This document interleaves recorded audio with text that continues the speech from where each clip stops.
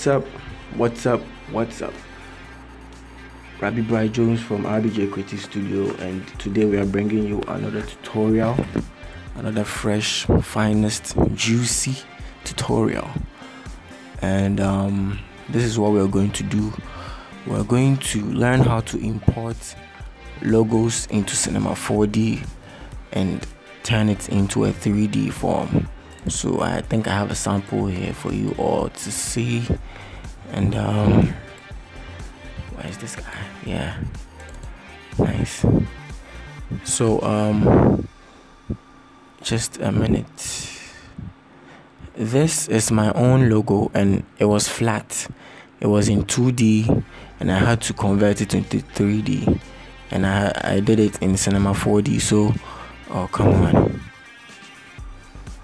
I did it in Cinema 4D. So today we are going to learn how to convert our logos, that's our flat 2D logos, into 3D in Cinema 4D. So first of all, we'll head into Photoshop to start everything. So this is what we're going to do. We need to get our logo done first. So first of all, we'll get, let's say, a rounded rectangle, then hold our shift so that we get the sizes and everything intact. And this is not the color like I'm expecting, so let me just change it to brown. Yeah, brown is okay. Then we insert our font. So I'll be using how we call it, Playfair Display, and I'll write my G real quick and insert it into the rounded rectangle. So this is what we are going to do today. We are going to create a 3D out of the rounded rectangle and the letter G. Okay, so let's add some finishing touches to it real quick. Sometimes when people are trying to do this, they just go straight to the gradients, but I mean, I don't really do gradients most of the time. I just create a new layer on my rounded rectangle, go choose a lighter color, let's say red, and I choose my brush, make sure there's a new layer over the rounded rectangle, and you just put it in the middle like that. So it looks like a gradient, and it looks very nice too. So you have to lock it. So this is what we have now. So to finalize it, you can add some ellipse, but then this time around, when you add the ellipse, you'd have to how do you call it, you'd have to create a clipping mask into the rounded rectangle so that you get all the finishing layers and all the finishing touches in the rounded rectangle. So we need to change the color to white, and sorry, I think we should add this one too. Okay, we need to change the color to white for the ellipse. Then we will rasterize it by choosing our eraser and clicking on it once. So all you have to do is just clean part of the rounded rectangle, the ellipse, then you reduce the opacity a bit, and it gives you some form of finishing touches, and it looks very nice. So you duplicate the ellipse again, make sure it goes into the clipping mask, then you just bring it to a different place, make sure it fits very well and very nice. Okay, so I think having this, we'll move on to our Cinema 4D real quick. But first of all, there's something we have to do. We have to create a work path, save it to Illustrator file, then we can take it to our Cinema 4D. So this is what we have to do. We have to merge the whole ellipse, then the light, then the rounded rectangle thing. So you click, or you hold Control, then you press on E. That's for your merging. Then you make sure, you see we have our toggle, we have our G here. You can toggle it off, toggle it on, you see it's there. So all you have to do is hold Control, then click on the T right here, and it selects the G. Then you can press backspace, but then you have to make sure you've selected the object or the layer that you're trying to cut it out from. So you hold the ellipse, then you press backspace. Then if you toggle the G off, you can see we have a hole punched in the ellipse or the rectangle here. Yeah, that's what we want to do right now. So all we have to do is we have to select by holding the Control again and just selecting here, Then we go to we'll choose the lasso tool. We are choosing the lasso tool because if we have the move tool, there's no way we'll have the options to select the work path. So you choose the lasso tool, then you right click in the middle of the selection and you see make work path. So you just select the make work path, then you just hit OK for the tolerance. I think the tolerance is okay. So what you have to do next is toggle the ellipse off. So we still have the work path here. Then you move to your file, then you go to export, then you go to paths to Illustrator, and you hit it, and you have to make sure it's set to work path, and you hit on OK. There will be a folder. You just select where you want to put it. So I'll just save it. I just save it tat, just like it is. Yeah, just tat, and you hit on save. Yeah, and I think that's very nice. So we would want the G2, that's the G in, and if you want to take off the work path, you just come to path here, you right click and you go to delete work path, and it's gone. So you want the G here, we want the G here too in our Cinema 4D, so we have to save that one too. So all we have to do is just hold the control just as we did with the first one. Then you right click in the middle of the selection, then you just go to make work path. Sorry, I'm just missing this work path thing. Come on. So you just choose it, and you go to file, go to export, then you go to paths to Illustrator, work path. Okay, then instead of that you can just change, let's say tat 2, then you hit on your save. So now that we are done with that, all we have to do is just go find where we saved it. So there we have it. You see there's tat 2 and tat 1. So let's just take the tat 1 and take it into, no, that's not what we're going to do. That's not what we're going to do. So I think we have to go to I think that was the thing that we're doing. Just bring it here and leave it in. Just nice one. So you just drag and drop into Cinema 4D, and you make sure your scale is at 1. Most of the time the scale depends on how big the work size is going to be. It's like when you import it, you set to scale 1 and it comes as scale as in just a bit scaled. You set to scale 5, then I mean, yeah, it depends. So you just hit on your scale 1, then you see we have our logo here, we have our Gene logo here, and it looks very nice already. So what we have to do is instead of going to drag the other, as in the tattoo into Cinema 4D, would have to go to Cinema 4D, go to file and go to merge. So you go to merge, then you go look for the tattoo. So that the tattoo is supposed to be down here. Yeah, then you select it, you hit OK, then it becomes part of the work. So right now we have two work parts in our Cinema 4D right now. So all that we have to do is just add the 3D effect, and then we are good to go. Okay, so let's just start with the Gene first. So when you come to this upper part here, that's near the render edit render settings, we have our cube, we have freehand, then we have our hypernews. So the hypernews, you just click and hold to bring out all these guys, then you choose the extrude knobs, then you just select it. So after selecting the extrude knobs, what you have to do is take the tat and insert it. Make sure the arrow is looking down, then you just leave it like that. I hope you understand. You have to take the tattoo and you have to drag it onto the extrude knobs and make sure the arrow is looking down. Let me go over this again. You take the tattoo and take it to the extrude knobs and make sure the arrow is looking down, then you just leave it like that. So as you can see, we have our first 3D here, and it looks nice already. Then we have our tat, that's the tat 1. For the tat 1, we have like 4 parts in it, so we'd have to create 4 extrude knobs in order to get the 3D out. So first things first, let's go choose another extrude knobs. Okay, then we choose another that's 2. Then we choose another, that's 3. We choose another, that's 4. So what you have to do is take your path 1 and drag it all the way onto the extrude knobs. That's the first one, and as you can see, we have our 3D coming in.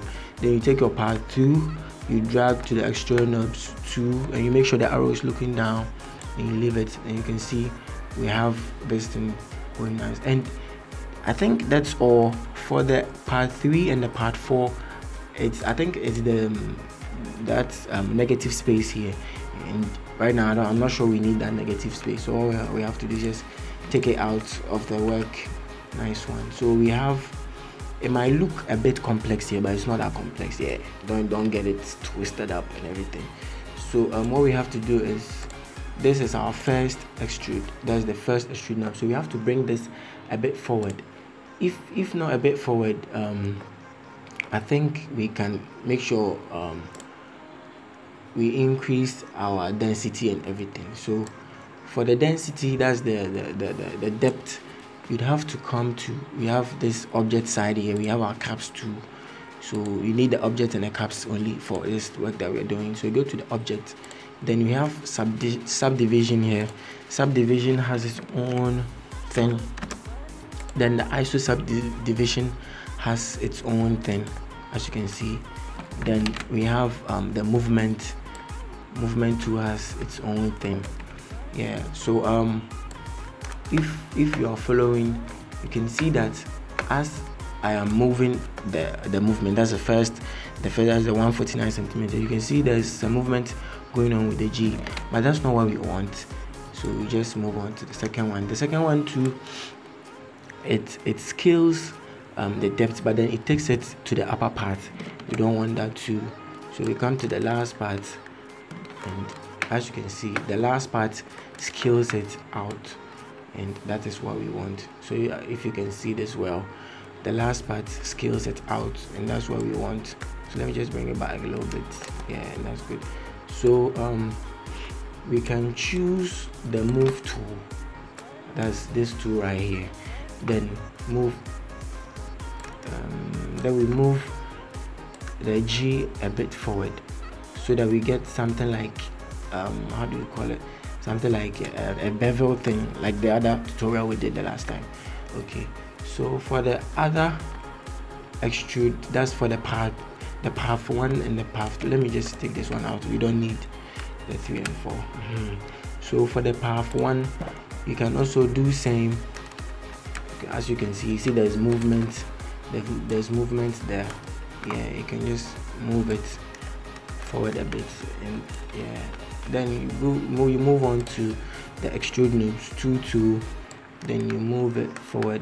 So let's check the number we choose for the number 1, that's 76.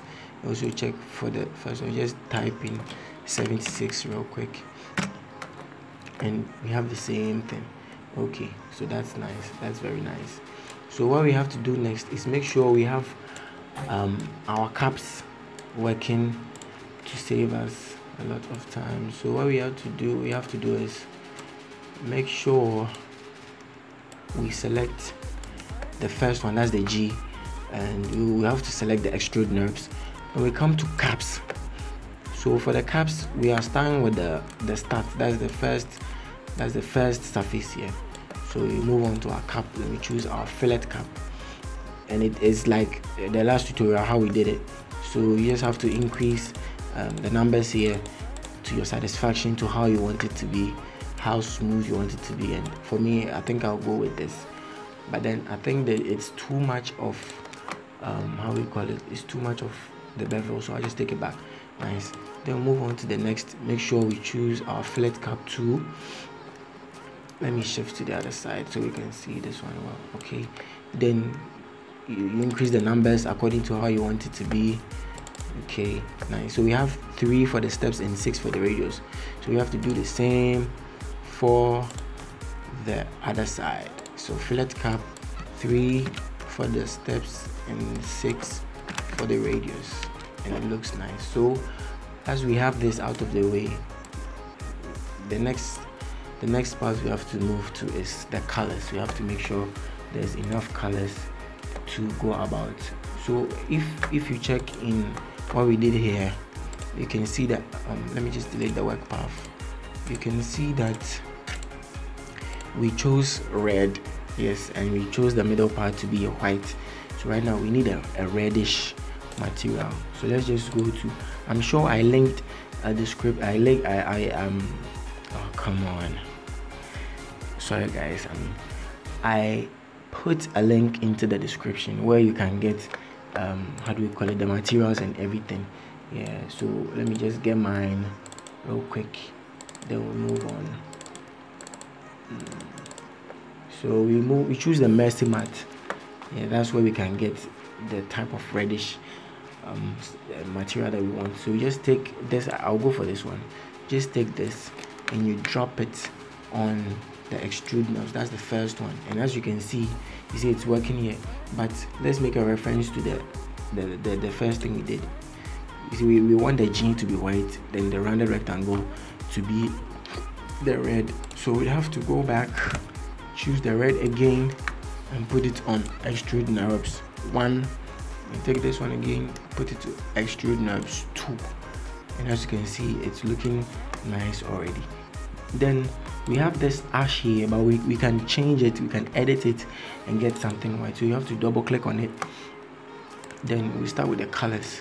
You just go to your color picker, choose white, then you come to your diffusion. There's this noise here that we don't want, so you have to just clear it. Then we move to our reflection. You can add some, you can just take some out, but for me I'll just add some. Yeah, and we have our specular. Our specular too can work around for us getting a white material, because getting a white material is what we want now. So you can edit around the specular in order to get that type of white how do you call it, material that you want. Then we have this one, that's a luminance. The luminance too can control how bright the material can be, but here's a situation whereby it's too bright, so we'd have to reduce the luminance brightness. So you just reduce it a little bit. It's too much, you just take it up a little bit, keep taking it up till it's okay. I think this one is okay, nice. Then we close it, then we bring in the white and just drop it on the extrude knobs. That's the first one. Okay, so let's render out into picture viewer and see how it turns out. Okay, so this is what we have, and it looks very nice already. You see, our last tutorial we did, we added some lights and some studio lights to our texture. It became very nice. So what we have to do is just merge the studio lights. I'm sure you guys downloaded the studio lights, so you just go to merge, then you choose the Cinema 4D studio lights, and that's it. So when you choose, you see it gives you the lighting and everything, and yeah, so all you have to do is just edit the movements and where the softbox have been positioned. So we take the overhead softbox here, make sure it's positioned well. We'll take the normal softbox to take it up a little bit, shift it to this side, yeah, and it's good. The last time we duplicated the normal softbox, so today too I'm going to duplicate it. So I duplicate it, then just shift one to the other side real quick using the anchor rotation. Yeah, and this is looking nice already. Okay, so when we're done with this, we have to render again, but this time it's going to take too much time. I think I have to shift the whole thing to the left side a bit. So let me just select all these guys, then shift them to the left side. The left side. Sorry. I hope you guys are copying it. Yeah. So what we have to do is just zoom in and render and see how it turns out. Zoomed in, render, and see how it turns out. Okay, so let's just render real quick, and I'm sure for the texture error we are all a bit familiar with it, so we just have to click OK, then it renders out for us to see our outcome. And it's not even done, but I can see, yeah, there's something nice coming up. There's something nice coming up. So guys, I mean, all you have to do is just follow the procedure and you can get a very nice, I mean, text with your logo, I mean, with any text that you create customly or you create in your Photoshop. You can get how we call it, you can get all that you want. All you have to do is just make sure you save the work path, you save to Illustrator, then you get a folder for it, then you take it, as in you drag and drop into your Cinema 4D and you're good to go. So this is what we have now. It's not done, but I love how it turned out to be, and it's looking nice already. Yeah, so guys, I wouldn't go much further. I think this is all we wanted, how to get our 2D flat logos into Cinema 4D and make them in a 3D form. Yeah, so thank you very much for watching the video. If there's any comments that you want to leave me, just leave them in the comment section, and make sure to subscribe to the channel because there's a whole lot more of tutorials coming up. There's a whole lot more coming up, so just like the video, and also you can share to your friends, those who are interested in, I mean, Cinema 4D and Photoshop. And yeah, so RBJ Creative Studio here, Rabbi Bright Jones on Instagram at at RBJ Creative Studio. Just search for us on Instagram, follow us, like our works, and I mean, yeah, thank you very much. Bye bye, till we meet next time. Peace.